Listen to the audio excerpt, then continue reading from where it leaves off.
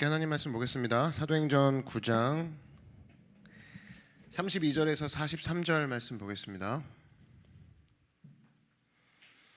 사도행전 9장 32절에서 43절 말씀 제가 봉독하겠습니다. 그때에 베드로가 사방으로 두루 다니다가 룻다에 사는 성도들에게도 내려갔더니 거기서 에냐라 하는 사람을 만나매 그는 중풍병으로 침상 위에 누운 지 8해라. 베드로가 이르되 에냐야, 예수 그리스도께서 너를 낫게 하시니 일어나 내 자리를 정돈하라 한데 곧 일어나니 룻다와 사론에 사는 사람들이 다 그를 보고 주께로 돌아오니라. 요바에 다비다라 하는 여제자가 있으니 그 이름을 번역하면 도르가라. 선행과 구제하는 일이 심히 많더니 그때에 병들어 죽음에 시체를 씻어 다락에 누이니라.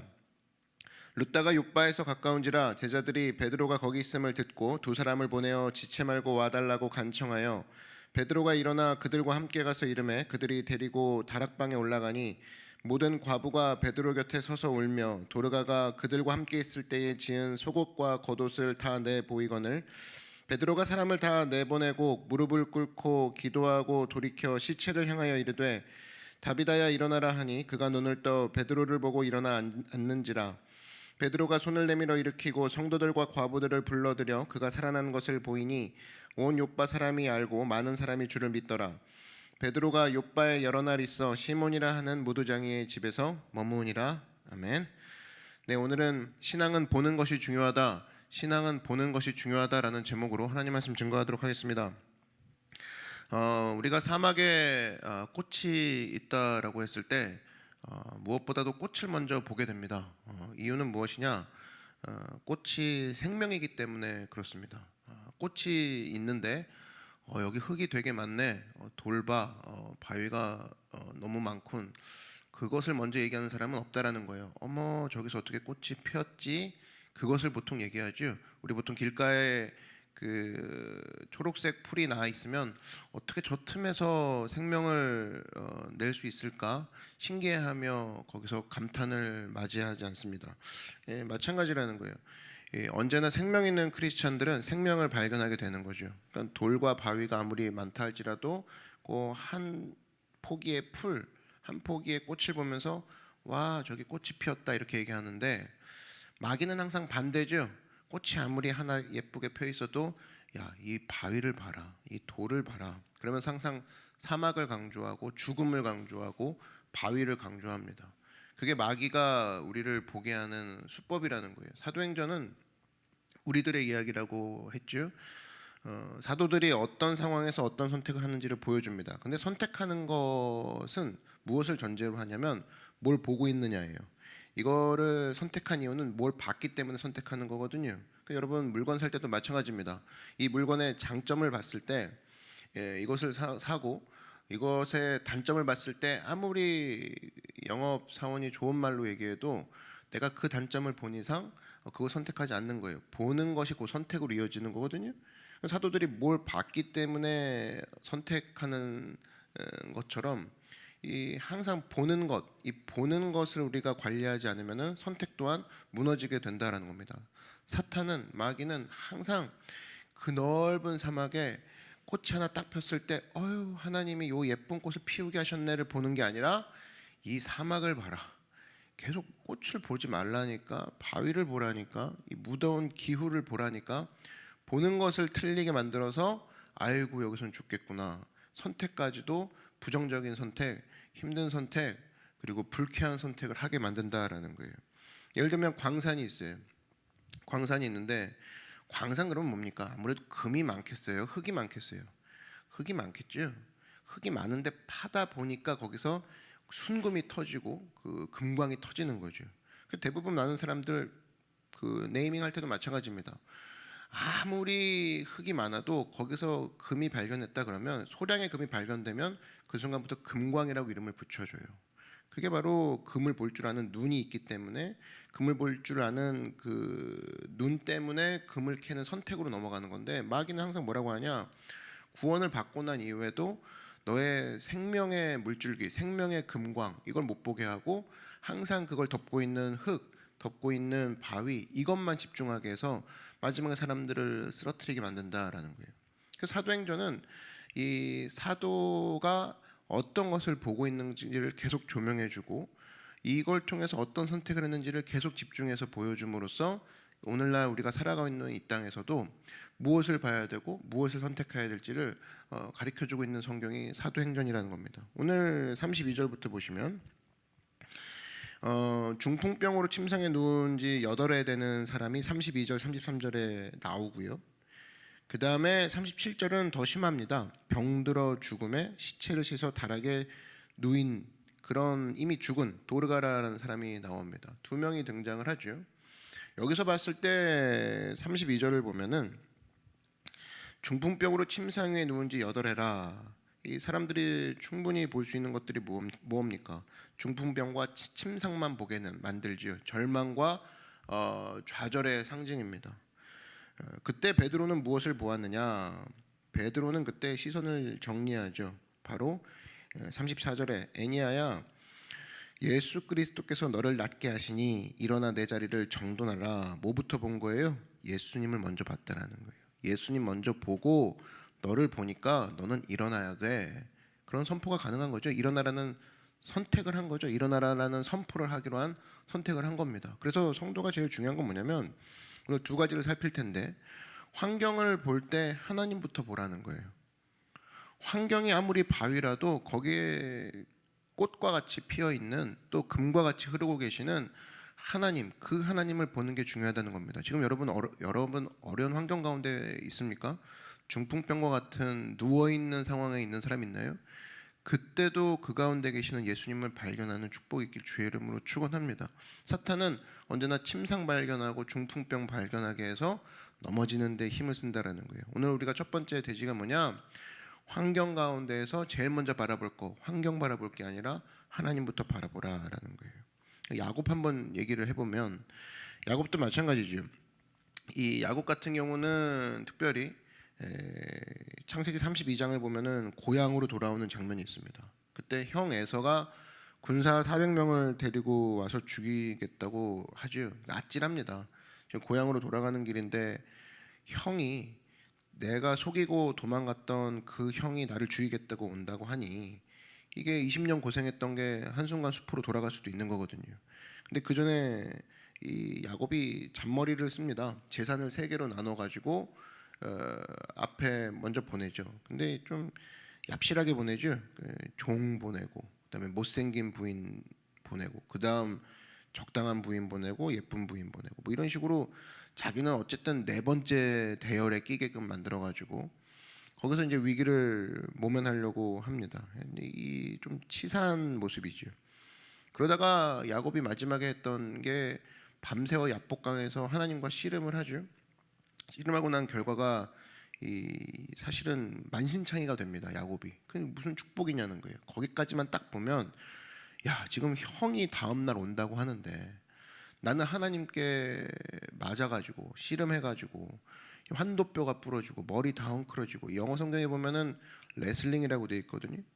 레슬링은 뭡니까? 반칙이 있는 거잖아요. 뭐 어떤 심판이 없습니다. 마우스피스 꼈을 리도 없고 밤새도록 죄어 터지고 하나님이 이겼다 그렇게 선포는 해주셨지만 이미 이 상황은 뭐 거의 고난과 가까운 거죠. 근데 이 다음 장인 창세기 33장에 에서가 등장하죠. 그때 4절을 보면은 보는 순간에 그와 입맞추고 서로 운이라 그랬어요. 그러니까 에서가 야곱을 죽이겠다고 날뛰던 에서였는데 그 다음날 이런 일이 왜 벌어졌을까? 만약에 여러분 생각해 보십시오. 야곱이 멋진 모습으로 등장했다 그러면 이랬을까요? 아니라는 거예요. 이 하나님 앞에 밤새도록 씨름했던 모습 그것 때문에 에서가 동정심이 일어난 거죠. 그래서 야 이놈 뭐 얼마나 고생한 거야? 그러면서 아우를 끌어안고 우는 것으로 이 사태가 진정이 됩니다. 그러니까 여기서 우리가 알 수 있는 건 뭐냐면 하나님께서 밤새도록 야곱을 박살내신 이유는 단기적으로 볼 때는 축복이 아닌 것처럼 보이지만 장기적으로 볼 때는 건져주시는 모습이었다라는 거예요. 우리도 마찬가지죠. 단기적으로는 얻어 터지고 있는 상황이에요. 하나님 저한테 왜 그러십니까? 왜 저한테 저와 레슬링을 합니까? 아이고 저를 치시다니요. 저 어떻게 하시려고 하십니까? 그런데 이것은 장기적으로 볼 때는 우리를 건지시는 하나님의 모습이다라는 겁니다. 그래서 이 성령의 시각은 언제나 우리 가운데 합력하여 선을 이루게 하시는 하나님의 계획을 보게 하신다라는 거예요. 그러나 마귀는 뭐만 보게 해요? 오늘 실패한 것만 보게 한다는 겁니다. 어제 실패한 사람이 있습니까? 이번 주에 실패한 사람이 있어요? 최근에 실패를 막 경험하는 사람이 있습니까? 마귀는 그것만 보게 한다니까요. 너는 실패자야, 안 된다니까. 이것만 보게 합니다. 야곱도 지금 안 된 거잖아요. 야곱이 지금 인생 최대의 위기를 겪고 있는 것처럼 느껴질 겁니다. 형은 오지, 하나님은 싸우자 그러지, 자긴 지금 다 환도뼈 부러졌지, 큰일 났다라는 거예요. 그러나 다음날 아침이 밝았을 때는 이게 우리를 건지신 하나님의 기회로 사용했는지는 그 다음날 가서 그때서야 깨달았다는 겁니다. 근데 마귀는 항상 실패만 보게 하고 씨름만 보게 하고, 너 지금 엄청 애쓰고 있지, 너 힘 다 어디다 쓰는 거야, 여기에 진을 다 빠지게 한다는 겁니다. 그러나 하나님께서는 우리를 장기적으로 봤을 때 건지시는 하나님이라는 거예요. 그래서 이것을 계속 우리가 환경 가운데 환경을 바라보지 않고 환경 가운데 이것을 컨트롤하고 계시는 주님을 바라보는 시각, 이게 굉장히 중요하다는 겁니다. 이번 주에 월요일날 그 강원도를 한번 갔다 왔는데, 강원도 갔다 오면서 보니까 와, 진짜 제일 많았던 게 뭐냐면 터널이 많더라고요. 터널이. 양양 원주 이쪽 그 고속도로 지나갔다 왔는데 터널이요 진짜 많아요. 한 30분을 계속 터널만 지나가요. 차가 뭐 고속도로면은 느린 속도 아니지 않겠습니까? 근데도 불구하고 굉장히 빠른 속도로 지나가는데 터널이 계속 나오는 거예요. 1터널, 2터널, 3터널, 4터널, 5터널, 6터널. 근데 왜 이렇게 터널이 계속 나올까? 곰곰이 생각해 보니까 터널이 제일 빠른 길이더라고요. 그것 때문에 서울 금방 왔습니다. 또 금방 오고 가고. 근데 터널이란 게 어때요? 깜짝깜짝 놀라는 부분들이 있죠. 그 설치해 놓은 뭐 사이렌 소리, 자동으로 막 앵거리고, 공기 뭐 좋겠습니까? 들어갈 때마다 막 공기 그 닫는 장치 누르고, 창문 열고 막 터널 예쁘다 이러진 않죠. 그런데 터널이 제일 빠른 길이라는 겁니다. 인생도 마찬가지라는 거예요. 왜 하나님께서 우리 삶 가운데 터널같이 깜빡깜빡거리고 안 보이고, 그죠? 그 냄새 나고 공기 안 좋은 거기를 자꾸 통과하게 만드시냐? 그게 제일 빠른 길이기 때문에 그렇다는 겁니다. 지금도 인생 가운데 터널을 보내고 있는 분들이 있죠. 그 모습이 뭐냐면 하나님께서 우리를 사실은 가장 빠른 길로 건져주시는 중이라는 거예요. 우리가 이 사실을 기억하고, 환경이 있어요. 그러면 내 삶은 터널과 같아, 어두워, 냄새나 소리나, 이걸 바라볼 게 아니라 터널 위에서 모든 길을 주관하고 계시는 하나님을 바라봄으로 인생 가운데에 사단이 보게 하는, 부분적으로 보게 하고 실패만 발견하게 하는 이 시각에서 벗어나 하나님, 모든 환경 위에 계신 하나님을 바라보고 승리하는 여러분 되길 주의 이름으로 축원합니다. 두 번째는 뭐냐? 나 자신을 볼 때가 있죠. 환경을 바라볼 때가 아니라 나 자신을 볼 때가 있어요. 그때는 하나님을 보라는 거예요. 나 자신을 볼 때는 나 자신부터 바라보지 말고 하나님과 마주대하라. 이 마귀가 죽음의 땅, 즉 사막을 보면서 꽃 한 포기를 발견하지 못하게 하고 계속적으로 사막만 발견하게 합니다. 흙만 바라보게 만들어요. 이거를 신학적 용어로 정죄라고 합니다. 정죄. 정죄를 왜 즐겨합니까? 여러분, 사람들이 왜 정죄를 즐겨해요? 정죄하는 순간은 자기가 옳다는 순간 그 쉬프트가 되는 거죠. 나는 옳아. 내가 정죄하는 순간만큼은 내가 옳아. 내가 너보다 거룩해. 내가 너보다 고상해. 이런 쾌감이 있거든요. 그 쾌감을 느끼기 위해서 계속 정죄하는 겁니다. 순간적으로 정죄를 통해서 거룩한 쾌감을 느끼는 건데, 사실 보십시오. 흙과 사막만 바라보는 사람이 어떻게 생명을 건질 수 있겠습니까? 여러분, 그 정죄하는 사람이 능력이 없는 이유는 생명을 건질 힘이 없다라는 거예요. 늘 정죄만 하는 거는 흙과 사막만 바라보는 거거든요. 그 안에 꽃포기를 보면서 희망과 소망을 전달해 주지 못하기 때문에 절대로 생명을 건질 능력이 없다는 겁니다. 오늘 본문의 이 마지막 구절을 보면 좀 이상하게 끝납니다. 43절에 보면 베드로가 요빠에 여러 날 있어 시몬이라는 무두장의 집에서 머무니라 이렇게 되어 있어요. 보통 이렇게 묘사 안 합니다. 성경이 시몬이라는 무두장의 집에서, 이 플레이스에는 별로 관심 없는 게 성경의 특징이에요. 성경은 그 사람이 무엇을 하고 어디에 시선을 맞추고 있고 어떤 선택을 했느냐, 행동에 주로 그걸 그 강조점을 두는데, 이 베드로가 지금 앞에 생명 사역을 했거든요. 살리고 중풍병 살리고 죽은 자 살렸단 말이에요. 그리고 나서 어디에 머물렀는지를 이게 유독 강조하고 있습니다. 이걸 얘기하는 것이 뭐냐면 베드로가 지금 한 지방에서 그 같은 그 주변에서 한 사람은 중풍병 환자를 살렸고 한 사람은 죽어 있는 시체를 일으켰단 말이에요. 그러면 뭐겠어요? 누구나 그 마을에 있는 지역 누구나 베드로를 초대하고 싶었을 거라고. 그죠? 근데 베드로는 뭘 선택했냐? 지금 베드로는 무두장의 집에 거했다고 성경이 얘기하고 있습니다. 이건 성경이 뭔가 의도하는 바가 있는 거예요. 당시 무두장의 의미를 알아야 되는데 당시 무두장의 의미는 유대인들은 무두장이를 인간 취급 안 했습니다. 조선으로 따지면 거의 백정과 같은 거죠. 그러니까 상대방이 무두장이거나 무두장의 자녀다 그러면 어디까지 가능했냐? 결혼 취소까지 가능했어요. 그거 이유 하나만으로. 그 정도로 싫어했던 게 무두장인데, 근데 너무 신기한 건 무두장이가 만든 가죽, 당시의 가죽은 최고가품이었습니다. 무두장이가 만든 가죽을 싫어하는 사람은 없었다라는 거예요. 이율배반적인 거지. 그러니까 굉장히 무서운 이율배반이고 굉장히 가공할 만한 이중성을 보여주는 게 무두장이라는 단어입니다. 근데 이 무두장이 집에 베드로가 들어갔다는 거예요. 43절에 보니까 베드로가 옆바에 여러 날 있었어요. 시몬이라는 무두장의 집에서 머무니라. 여러 날 무두장의 집에 있었다. 잠깐 들렸다 아닌 게 뭐냐면 여러 날 무두장의 집에 있었다는 건 무두장의 수건, 무두장의 이불, 무두장이가 제공하는 음식 다 사용했다라는 뜻입니다. 이건 뭐냐면 베드로가 뭐예요? 이방인입니까? 유대인입니까? 유대인이죠. 유대인인 베드로가 시선이 바뀌었다라는 것을 의미하는 거예요. 지금 보십시오. 지금 32절부터 37절까지 하나님이 살리시는 것을 경험한 베드로, 하나님이 일으키는 것을 경험한 베드로, 이것은 베드로가 지금 누구를 보고 사역하고 있는 거예요? 환경이 아니라 하나님을 바라보고 사역하고 있다고 그랬죠. 하나님을 딱 바라보면서 사역을 하고 나니까 그 다음에 무두장이를 바라보고 나니까 좀 전까지 이 유대인의 시각으로 봤던 그 무두장이는 정죄의 시각이었는데 이 다음부터 하나님을 발견하고 하나님 앞에서 사역한 베드로가 무두장이를 바라볼 땐 이제 정죄의 시각이 아니라 은혜의 시각으로 바라보게 된다라는 거죠. 그 시각이 바뀐 겁니다. 우리나라도 사실 백정을 사람 취급 안 했던 시기가 있죠. 그런데 명절 때마다 기다렸던 것은 고기입니다.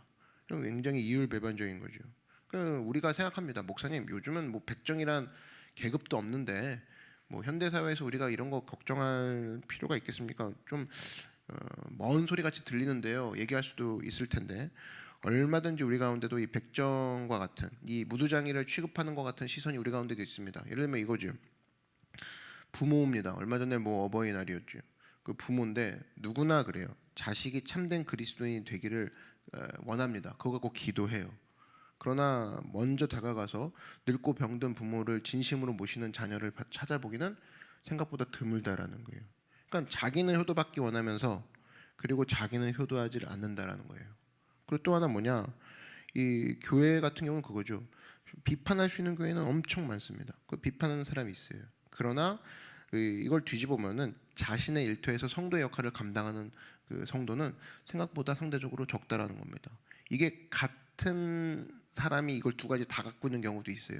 이분 엄청 교회를 비판하는데 막상 자기는 성도로서 제대로 감당하고 있지 않아요. 이거 이율배반적이라는 거예요. 서로 사랑하자라는 얘기는 입으로 하면서 사실은 행동하는 걸 보면은 자신만 사랑해 주기를 바래요. 그것 때문에 다툼이 일어납니다. 그리고 또 상처받지 않기를 원하면서 동시에 자기가 상처 주고 있는 사람인지는 몰라요. 이게 백정을 바라보는 유대인의 모습이랑 똑같죠. 예를 들면 이런 겁니다. 부활을 노래해요. 늘 부활의 주님을 따라간대요. 그러나 부활의 전제점인 십자가는 누구도 지려하지 않아요. 자기는 부활의 주님만 좋대요. 그러나 십자가는 얘기하지 말아달래요. 부담된대요. 그러니까 이런 모습과 가운데 나간다 그러면 사실은 시각 바뀌지 않은 베드로의 이전 모습과 똑같다는 겁니다. 그래서 우리가 하나님을 진정으로 바라볼 때 나는 아무것도 아니구나. 내가 모순투성이구나. 베드로가 모순투성인 자기를 발견했기 때문에 의도적으로 무두장의 집에 거하기로 선택한 거와 마찬가지라는 거예요. 그런 변화가 일어난다는 겁니다.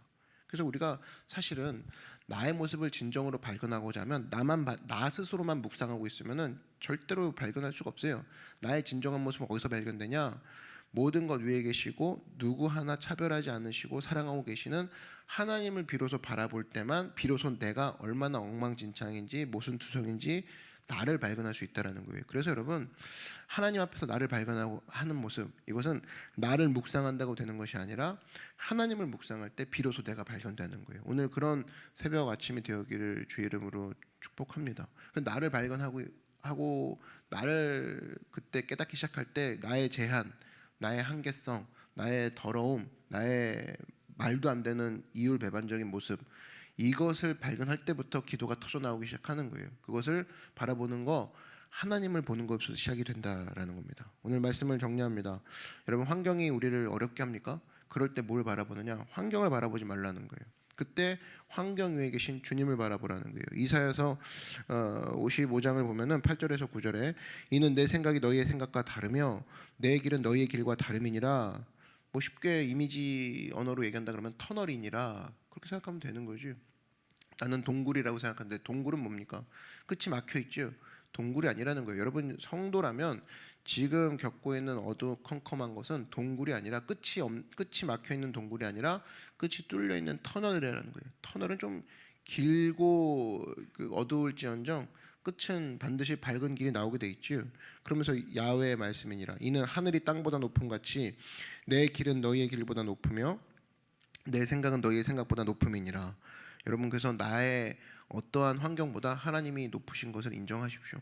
이것을 통해서 하나님이 나를 터널로 인도하고 계시는구나.